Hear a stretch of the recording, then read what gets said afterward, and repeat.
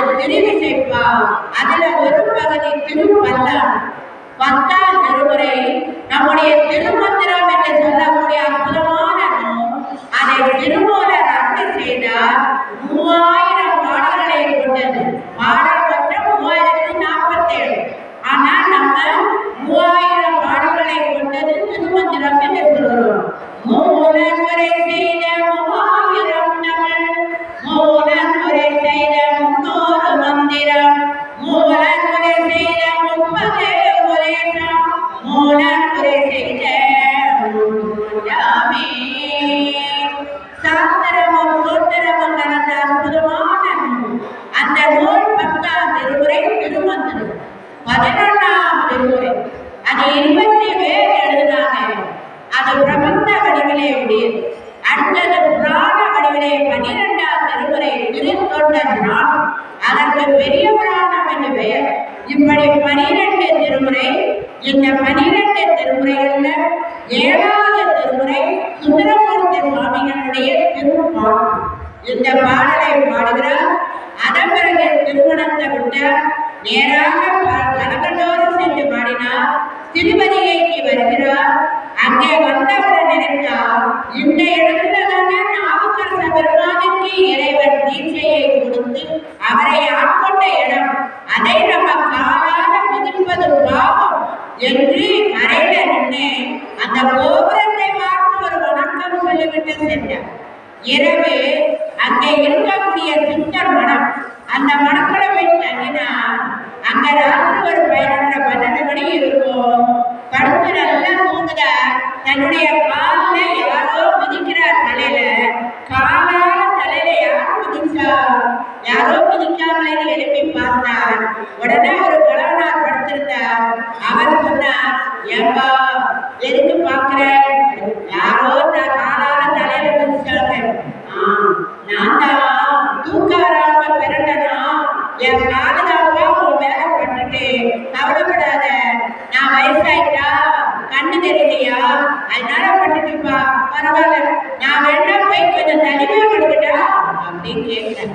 உடனே இவர் சொன்னார், வேண்டாம், நீரோ பெரியவர், நீ வராண்டா, நானே போய் தனிமையை படுத்துறேன். இங்கே இருந்து எழுப்பி அங்க போய் படுத்தேன். அங்க போய் படுத்தா 10 நிமிஷத்துல திரும்பியும் மிதிக்கிறார். மிதிச்சோடனே இருக்கிறாரு, உமக்கா கண்ணு தெரியல, அங்க படுத்தா கண்ணு தெரியல மிதிச்சிட்டேன்னு, இப்ப இங்க வந்தா இங்கேயும் வந்து மிதிக்கிறேன்னு. அப்பா வந்த கலவனார் கேட்டார், சுந்தரா இன்னும் நீ என்ன அறியலையான்னு. அததான் சொன்னார், தம்மானை அறியாத சாதியரும் தவறும் அப்படின்னு அந்த பதினத்தை பாடுறார். ஒவ்வொரு பதினத்தையும் சுந்தரரை சீண்டி கொடுத்தார் என்றார். சுந்தரருடைய பதினா அவருக்கு அவ்வளவு ஒழிவு. அந்த பதினத்தை நம்ம மனமொழிக்கு பாடினா இறைவனுடைய கருணை நமக்கு கிடைக்கும். அவர் அந்தால சொல்ற, மணப்பாடிக்கு வரலையா, மணப்பாடிய மறந்துட்டியா அப்படின்னு கேட்கிறார். மறப்பனா வரேன் அப்படின்னு அவரை கூப்பிட்டோடனே அங்கிருந்து நேர கிளம்பினார். மணப்பாடிக்கு போனார். அங்கதான் அவர் நம்ம எல்லாரும் பாடுறவன் அந்த பதிகம் அங்கே பாடப்பட்டது. மணப்பாடி ஒன்னார் மேனியனே புலிதோலை அரசே மின்னார் கண்களை மேல் விழுவண்டை அணிந்தவனே மன்னே மாமணியே மணவாடியுள் மணிகமே அன்னே முனையெல்லாம் இனி யாரை நினைக்கிறே என்று பாடுவோம். நான் உன்னை தவிர நீ யாரை நினைப்பேன் அப்படின்னு பாடிட்டே வரார். அதன் பிறகுதான் திருவாரூர் செல்கிறார். அந்த திருவாரூர்ல தான் இந்த கமலினி என்று சொல்லக்கூடிய பெண் பறவை நாச்சியாராக வளர்ந்து வருகிறார். அங்க அவர் கவுனியர் குலத்தில் இருக்கிறார். அந்த நேரத்தில் அவ அப்பா கனவுல போய் சுந்தரர் வருகிறார். கும்ப மரியாதை செய்து அவரை அழைச்சிட்டு வாங்க, திருவாரூருக்கு வந்து கொண்டிருக்கிறார் அப்படின்னு அங்குள்ள மக்கள் கனவுல இவர் கனவுலையை சொல்லி உன்னுடைய மகளை அவனுக்கு திருமணம் முடித்து கொள்ளணும்.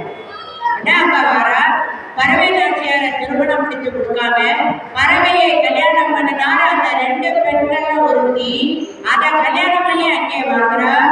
தியாகராஜன் அங்கே இருக்கக்கூடிய இறைவன் குற்றிடம் கொண்ட பெருமான் என்று அந்த இறைவனுக்கு பெயர். தியாகராஜா ஆரூரா ஆரூரான்னு நம்ம அழைக்கிறப்பே அந்த திருவாரூர் ஆரூர் ஆறார் வந்தார் ஆரூரா அப்படியெல்லாம் பல பாடல்கள் அந்த திருவாரூருடைய பெருமை சொல்லுகிறது. அப்படிப்பட்ட அற்புதமான தலத்திலே இருக்கிறார். வசந்த உற்சவம் நடக்கும். அப்ப என்ன வேணும்னாலும் பறவைக்காக இந்த ஊர்ல திருவிழாவை நடத்தணும், நீயே கொண்டு பொருள் கொடு அப்படின்னு சிவபெருமான் அந்த தியாகராஜனையே வாங்கி அந்த விழாவை சிறப்பாக நடத்துகிறார். அதன் பிறகாக அவர் அந்த இடத்திலே இருக்கக்கூடிய இறைவனை வழிபாடு செய்ய வேண்டும் என்று திருக்கோயிலுக்குள் செல்கிறார். இங்கதான் அவரை எதுக்காக பூமியில அனுப்பினாரோ அந்த காரியம் நிறைவேறக்கூடிய நேரம் வந்தது. உடனே அந்த கோயிலுக்குள்ள போறார். கோயில தேவாசிரிய மண்டபம். தேவாசிரிய மண்டபம்னா ஒரு கோயில் உள்ள இருக்குன்னா அந்த பக்கத்துல சின்ன மாதிரி இருக்கும். பாபநாச திருக்கோயில அதே மாதிரி சின்ன 2 பக்கம் இருக்கு.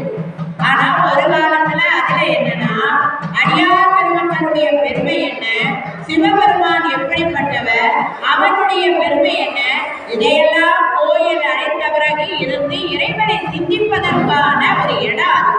ஆனா இன்னைக்கு அங்க என்ன நடக்குன்னா பாராச கோயில யாரெல்லாம் முடிஞ்சாலும் அவங்கெல்லாம் உட்கார்ந்து சாப்பிடக்கூடிய இடமா அந்த இடத்த மாற்றி வச்சிருக்காங்க. அதுக்கு அடுத்தால பூ வைக்கிறது, எண்ணெய் வைக்கிறது, இதுதான் நடக்குது. யாரு உட்கார்ந்து இறைவன் அந்த பாபநாச நாதா பாதமே மற்றினார் மட்டிலே கண்ட யார் இறைவனுடைய பெருமையை பேசுறாங்க? இறைவனுடைய பெருமையை பேசினா கேட்பதுக்கு கூட ஆள் இல்லாத நிலைமையில நம்ம போயிட்டு இருக்கோம். அந்த அளவுல அவர்கள் அங்கே இருக்காங்க. இறைவனை பற்றி பேசிட்டு இருக்காங்க. சுந்தரர் உள்ளே நுழைகிறார். பார்த்தாங்க எவ்வளவு பெரிய அடியார்கள், இவர்களெல்லாம் எவ்வளவு உயர்ந்தவர்கள் அப்படின்னு சுந்தரர் நினைக்கிறார். அவர்களை மானசீகமாக வணங்கி உள்ளே சென்றார். உள்ள போனோடனே இந்த உலகங்க கேட்டாங்க, இவன் யார்டா ஒருத்தன், நம்மள ஒரு வணக்கம் கூட சொல்லாம உள்ள போறானே, இவன் யாருன்னு. இவன் சுந்தரர். இவன் யார் தெரியுமா? உள்ள இருக்காருல தன்றான், அவனுக்கு தோழன். அப்படியா? இவனு பிறகு உள்ள இருக்க இறைவனு பிறகுண்ட 2 பேரையும் தள்ளிடு. ஒண்ணுமே ஒரு வணக்கம் சொல்லல, மரியாதை சொல்லல. உள்ள நேரம் போறாங்க.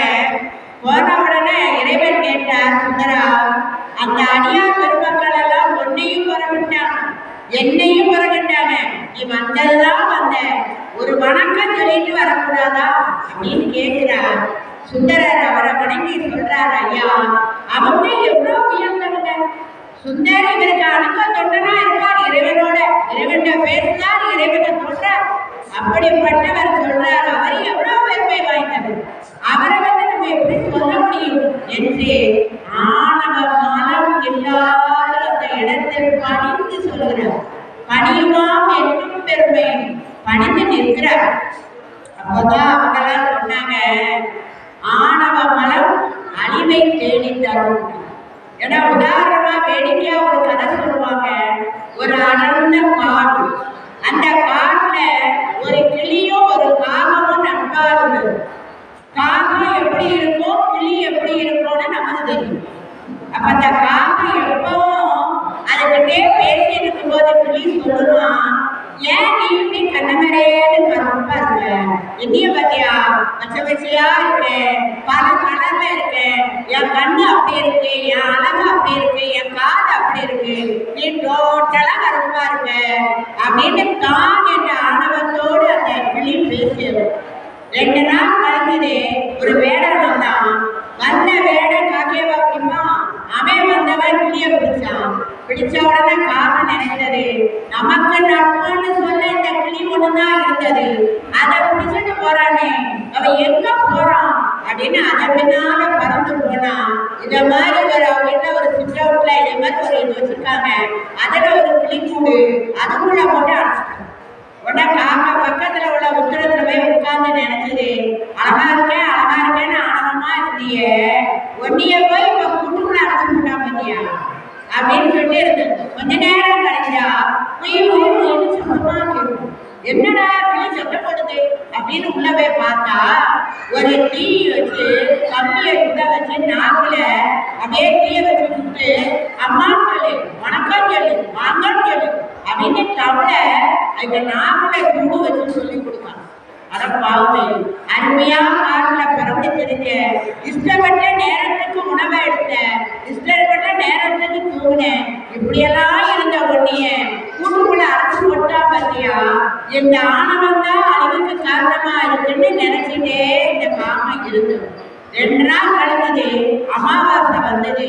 வேடனுடைய மனைவி சாப்பாடு வச்சா, வச்சு காகத்துக்கு சாப்பாடு வச்சுட்டு நம்ம சாப்பிடலாம் அப்படின்னு சோற கொண்டு போய் வச்சு கா